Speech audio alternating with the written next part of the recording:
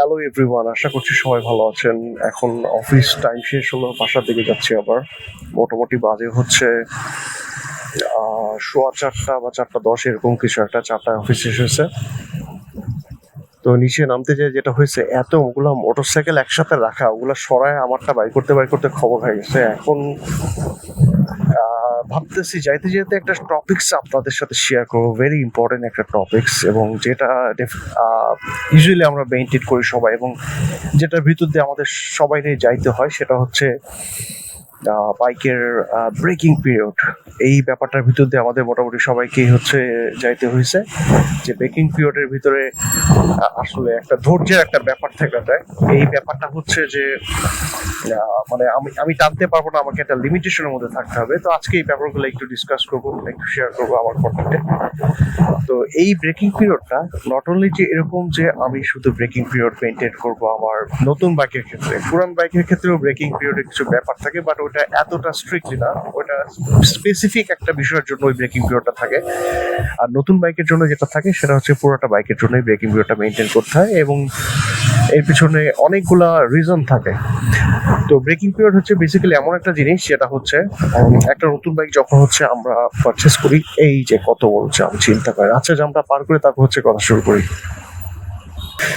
যাই হোক, পুরোটা হচ্ছে অনেক জ্যাম ছিল জসিমউদ্দিন পর্যন্ত। যে ব্যাপারটা নিয়ে কথা বলছিলাম ওইটা আবার ব্যাক করি। সেটা হচ্ছে এই যে ব্রেকিং পিরিয়ড, এটা নট অনলি যে শুধুমাত্র নতুন বাইকের জন্য, এটা পুরান বাইকের জন্য অনেক সময় মেনটেন করতে হয়। কখন মেনটেন করতে হয় সেটা বলছি। আমি যখন নতুন একটা বাইক শোরুম থেকে কিনবো, এটার ভিতরে ইঞ্জিনের যা কলকবজা বা যা আছে প্রিমিয়াম টিনিয়াম, ওগুলা কিন্তু একেবারেই হচ্ছে ফ্রেশ থাকে, মানে কোথাও কোনো ঘষা মাজা খায় নাই, মানে একবারে একটা জ্যাম অবস্থায় থাকে। তো ওই জ্যাম থেকে হচ্ছে এইগুলাকে কিন্তু ফ্রি করতে হয়। ফ্রি করতে গেলে হচ্ছে আমি ডেফিনেটলি আমার একটা মানে এটা যতটুকু টেম্পার ওটার উপর মেনটেন করে হচ্ছে আমার স্পিডিংটা করতে হবে, যাতে হচ্ছে এটা আস্তে আস্তে ক্ষয় হয়ে এমন একটা পজিশনে আসে যখন ইঞ্জিনটা হচ্ছে ফ্রি হয়ে যাবে।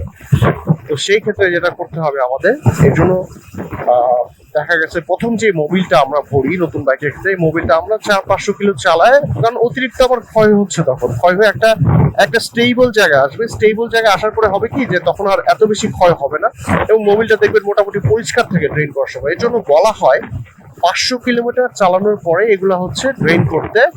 ততদিনে আমার হচ্ছে যতটুকু পরিমাণ ক্ষয় হওয়ার, যেহেতু ইনিশিয়াল লেভেলে অতটুকু পরিমাণ ক্ষয় তো সেটা হবেই, তারপর আবার 500-র পরে এভাবে 500 করে 4বার 2000 কিলো পর্যন্ত 4বার মোবিলটা ফেলা উচিত।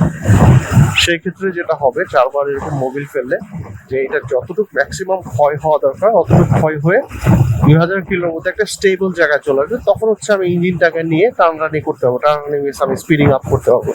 এর জন্যই হচ্ছে আমাদের শোরুম থেকে বলা হয় যে ব্রেক ইন পিরিয়ডে এই জিনিসটাকে মেনটেন করতে হবে, যে মোস্টলি হচ্ছে স্পিডিং, এবং হচ্ছে আমার মোবিলটা সময় মতো চেঞ্জ করা। স্পিডিংটার ক্ষেত্রে আমি আসলে 40-এর উপর কোনো মতে আমি সাজেস্ট করবো না। 40-45, অনেকে বলে 50, বাট 40-এর উপরে চালানো উচিত না। 40 ইজ দ্য ম্যাক্সিমাম স্পিড বাংলাদেশের রাস্তায় চলাচল করার জন্য, মানে অ্যাটলিস্ট একটা স্পিড মেনটেন করে চলাচল করার জন্য 40 ম্যাক্সিমাম স্পিড, যেটা মেনটেন করে এক সাইড করে চলে হয়তো বা অ্যাক্সিডেন্ট হবে না এই সিটির ভিতরে এইসব রোডে। তো এইভাবে 40-এ হচ্ছে 2000 কিলো পর্যন্ত আমার মতে চালানো উচিত, এবং 2000 কিলো এইভাবে চালানোর পরে হচ্ছে তারপর আমরা স্পিডিং করতে পারি, আমরা মোবিলটা 1000 কিলো পর চেঞ্জ করতে পারি। ইন দ্য মিন টাইম যেটা আমাদের আরেকটা জিনিস ফলো আপ করতে হবে, মানে খেয়াল করতে হবে, সেটা হচ্ছে যে মানে বাইকে কোনো হচ্ছে পিলিয়ন নেওয়া যাবে না এই সময়টায়, মানে ডাবলিং করা যাবে না বাইকের। পিলিয়ন নিলে যেটা হবে যে ইঞ্জিনের উপর অতিরিক্ত একটা প্রেশার পড়বে। এই অতিরিক্ত প্রেশারের কারণে যেটা হবে যে আমি 40-এ চালাইলে মানে আমার যতটুকু আরপিএম খরচ হওয়ার কথা, আমার সেই আরপিএমটা খরচ হচ্ছে আরো বেশি। তো তার মানে আমার ইঞ্জিনের থেকে শক্তি বেশি ক্ষয় হচ্ছে, এবং আমার ইঞ্জিনের প্রিমিয়ামটার উপর বা অন্যান্য ভিতরে যা কলকবজা ওটার উপর অনেক প্রেশার পড়ছে। এই কারণে যেটা করতে হবে যে আমার মিনিমাম যে স্পিড লিমিট সেটা 40-এ রাখতে হবে, এবং এটা যাতে ক্রস না করে, এবং আমার পিলিয়নকে হচ্ছে নেওয়া যাবে না। যে যতই রিকোয়েস্ট করুক আমি সাজেস্ট করবো পিলিয়নটা নেওয়া যাবে না। এটা হচ্ছে আমি বললাম নতুন বাইকের ক্ষেত্রে হচ্ছে ব্রেকিং পিরিয়ডের কথা। এবার পুরান বাইকে কিভাবে ব্রেকিং পিরিয়ড থাকে সেটা একটু শেয়ার করি আপনাদের।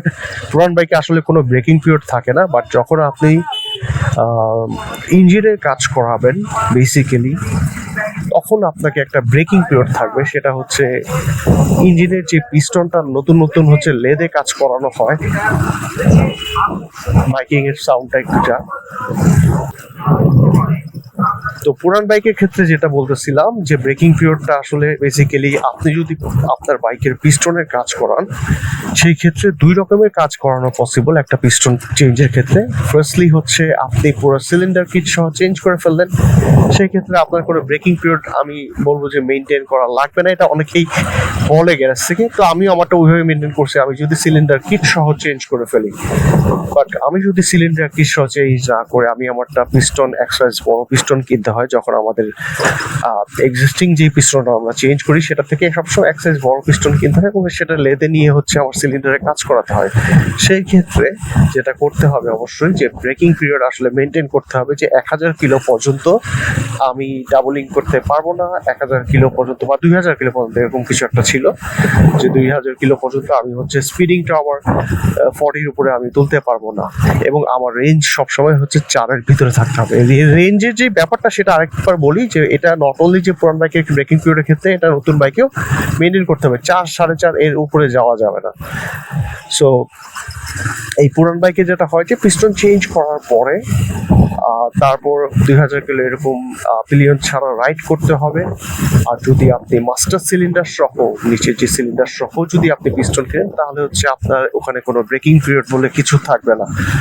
সো বেসিক্যালি এটাই হচ্ছে বাইকের ব্রেকিং পিরিয়ড। ব্রেকিং পিরিয়ডের ক্ষেত্রে একটা নতুন বাইকের মোস্টলি হচ্ছে এটা নতুন বাইকের ক্ষেত্রে ইউজ হয় বেশি এই ওয়ার্ডটা, এবং নতুন বাইকে হচ্ছে আমার নট অনলি যে ইঞ্জিন বাট এটার ভিতরে আদার্স যে পার্টসগুলো আছে, নট অনলি পিস্টন, ইঞ্জিনের ভিতরে অনেক পার্টস আছে, ওগুলো কিন্তু আসলে একেবারেই নতুন থাকে।